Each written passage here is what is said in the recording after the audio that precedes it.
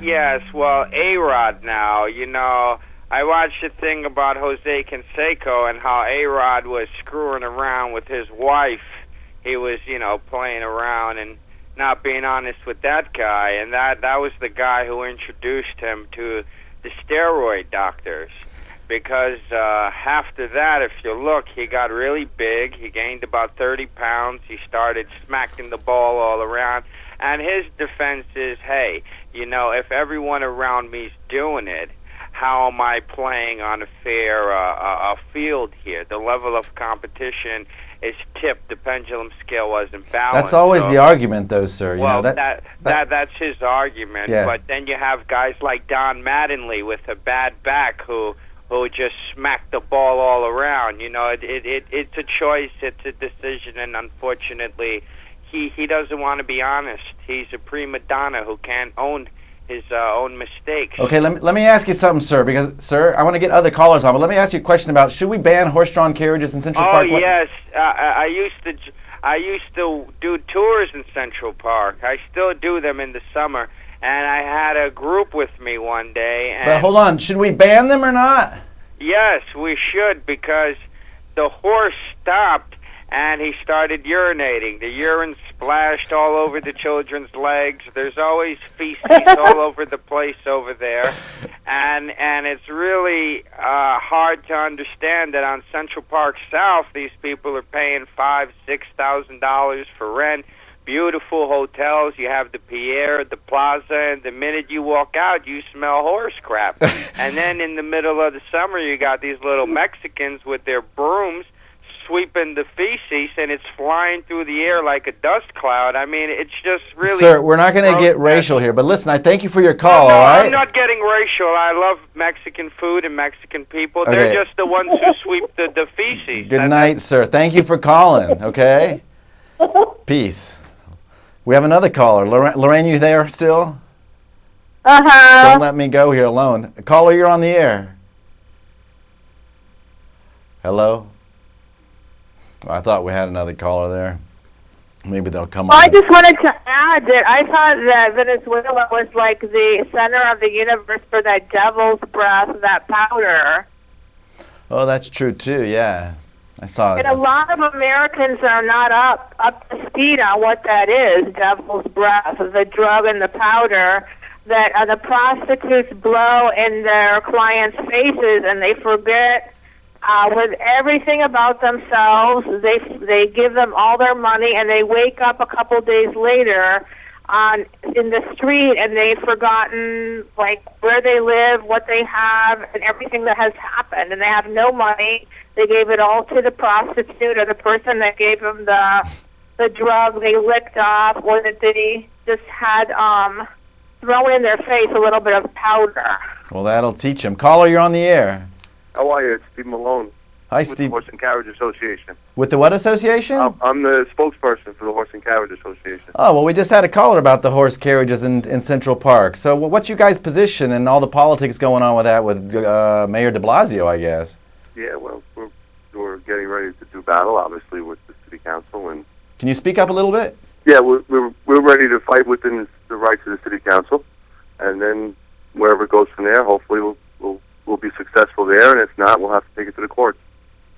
So, and Lorraine, you jump in here. How long have horse-drawn carriages been around in Central Park? Well, carriages have been going through the park since 1858.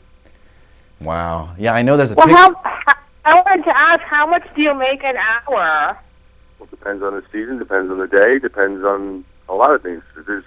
There's lots of downtime. Is it a good living? Is it a good living? Do you help pay taxes to the city and everything? Absolutely. I'm a homeowner, and we own our buildings in the city. Of course we owe taxes. Absolutely. So, I mean, there's even an article today in the, what newspaper is this? This is the Daily News. It talks about the carriage guys calling the cavalry. Horse carriage drivers scrambling to save their industry are riding with a cavalry, a group whose mission is to fight radical animal rights extremists. Well, the animal rights people want to do away with ownership of animals. You want to create a separate species for the animals without human interaction.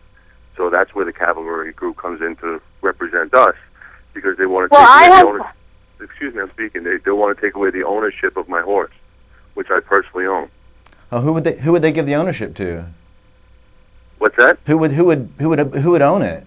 Well, the city is saying that we'd have to put them into sanctuaries that would be pointed out by New York Class, a group that's trying to put us out of business. Got it. Lorraine, you had a question? Yeah, I did. I was thinking, why don't you guys unionize? We already are union. We've been union since 2008. So why? I mean, this notion of replacing the horse-drawn carriages with an electric car. Yeah. Have you seen this electric car? I mean, I love proposals for ideas that aren't in fruition yet. You know, it's like, hey, let's get rid of this, and we promise you we'll replace it with that. But that doesn't exist. Have you seen any prototypes or anything of this? No, they've been working on this prototype for 5 years. The prototype's costing about $400,000. Okay, and they haven't even gotten one made yet. So, is the proposal you turn your horse in and you get a car in exchange? Right, which has no value. There's no merit to the business plan. The actual plan, the model was taken off a company in San Francisco that went out of business due to lack of business. We're a business that has been around, like we said, since 1858, you know, and we have a good, hard-working, middle-class business, and we intend to fight till the death until we preserve it. Yeah. I mean, I'm agree with you in terms of your business. I've met some of the, I guess you're called drivers? Yeah. And they seem very, decent folks.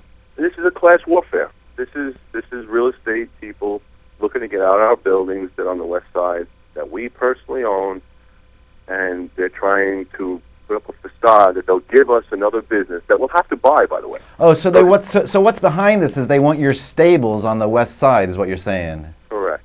Got it. And exactly where are those?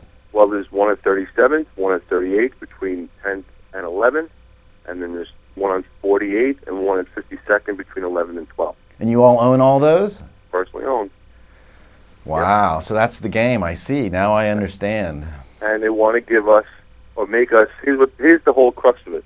They want to take away my business, they want to steal my horse, and then they want to make me buy an electric car that has no business plan and no market, and make me pay about $150,000 for it. You know, that sounds like government. Is the government behind that? Well, I mean, Mayor de Blasio is the one that's trying to get that done. I guess so. You know, trying to is the operative term. Trying to. It reminds me of City Bike. You know, kind of. I don't know, taking over like the bicycle guys who ride in Central Park and make a living that way too. You know. Well, we have issues with them too, but that's a topic for a different day. Yeah. Hey, Lorraine, you have any questions before we let the gentleman go? Well, I was just going to say that a lot of people are on your side, and maybe try to lobby some important people to help you in the city. Well. Yeah, we'll have our union doing that, and we're gathering a lot of support around the world, not just around New York. If New York sets precedent by doing away with the carriages here, they're in every major city. You know, by the time 2020 rolls around, you could be talking about 200,000 horses that would be put out to pasture, as they would say. Not 200. So maybe you could get an online petition too. Yeah, I mean, I don't know how effective petitions are, to be perfectly honest with you. If they were effective, our adversaries have 100,000 names on a petition, and we're still here. So. Well, I want you to know you can use this show to voice your status and your opinion anytime. You just call in. It's every Wednesday at 8 p.m., and we'll follow this story, okay? Thank you very much. I really appreciate it. Yeah, you too, sir. Thanks for calling, okay? My pleasure. Thank you. Got it. Caller, you're on the air. We have another caller here. What's up? Hey, what's going on? I hear this guy talking about the horses over there. Yeah, what's up with that? You like the horses? You don't like the horses? Nah, I actually used to have a buddy who used to ride a pedicab over there. And the pedicabs, they're 10 times better than the horses. They're more informative. and they actually charge a better rate, and you wind up getting a better run. Because those horses, he's saying, they've been around since 1858, but the reason they were around is because the Dakota was on 72nd Street at a certain point, and that was the only way that you could actually get all the way up there. That's why they named it Dakota. That's why they named it Dakota. Yeah, because it was built so far away. They said you might as well have built that building in North Dakota. I didn't know that. Yeah, the design of Central Park, the reason it was picked because of the transverses. They run under the park. They allow traffic to flow through the park but maintain the tranquility of the park, because it would be like a highway in there. These horse cab drivers, the horse guys, they don't really know that stuff. They take you around for the ambiance. They pay you $50, $60. They don't say much to you, and then they say, oh, Bruce Springsteen owns an apartment there. But listen, I like the horse-drawn carriages. We're going to adopt them on the show, but hold on. Have you ridden in a pedicab? Bad, but what I'm saying is that people are not actually aware of what they're paying for, because if you put a box of rotten food there and people think that that's what's available, they're going to buy it because that's what's there. But if they know if they go around the corner and get beautiful organic mangoes, do you think they're still going to buy that rotten fruit? Listen, let me ask you something. Have you taken a ride in a pedicab? Yeah. Oh, man, it's so rough. I freaked out. No, see, I don't know where you were going, but through Central Park? No, man, it was on the road somewhere. Oh, see, no, I'm not talking about that. That is a whole nother sketch, but I'm talking about through Central Park. Okay. I think that they should get rid of those, the car right there, get rid of the horses, and just have a row of pedicabs lined up. Those things are green. They're operated by humans. Nobody's going to be complaining. And to top it off, everything will be a lot more organized up there, because you see the horses all around. The guys, during Christmas, if you go up there, I mean, it's a riot. There's a line of 300-400 people waiting there in the freezing cold, and you can't get through. I mean, it's just a whole pain in the butt. So I think you eliminate them all at the end of the day, and then you get all these people off your back, and you get all the other employees that were just sitting on their ass, because this is a green city now. You get them to pedal, you get them to move around, you get people involved, and you take that same working class community and just transfer them into something that would be very easy. Who can't ride a friggin' tricycle? Come on. Sir, thank you for your call, all right? Hey, Okay. Before you go, did Christie know what was going on or not? Who? Governor Christie, did he know about bridge stuff? Oh, of course. Okay, thank you. Right. Just wanted to ask your opinion as a good New Yorker. No, I'll tell you why he knew. You only got 10 seconds, sir. All right, at the end of the day, nobody would have got fired if he didn't know. Cool, man. You're so smart. You take care. I love you. All right. Peace, Take man. care. That's a great analysis. Lorraine, how you doing? Stunned. I'm stunned, too. We've had so many good callers here tonight. Ladies and gentlemen, we're going to go now to the #1 radio song in the USA. We've been playing this for 3 weeks, but we're going to play it again because it's still #1. And I hope you enjoy it. It's Eminem's Monster featuring Rihanna. I know I enjoy it, so I hope you do. Maybe there's time when we come back we'll say good night. Lorraine, you going to hang with me through this? Uh-huh. Peace, love, everybody. Enjoy this. Turn it up on your television.